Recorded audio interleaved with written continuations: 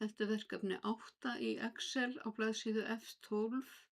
Ég er búin að setja lárétt snið á síðuna og miðja verkefnið á síðuna og setja haus og fót. Ég ætla að fara hér í lið númer 2 og setja símanúmera útlit á B3 til C8. Þá þarf ég að setja þetta svæði hér í blokk og ég fer í Home og ég fer í Number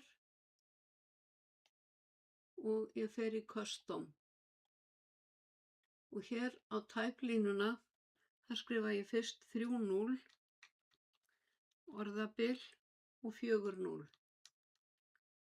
Þið sjáu hérna á sýnishorninu að það kemur bil á milli 3. og 4. tölustafs.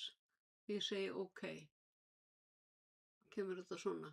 En hér sést ekkert bil en talnaútlitið var þannig. Og ég ætla að vista.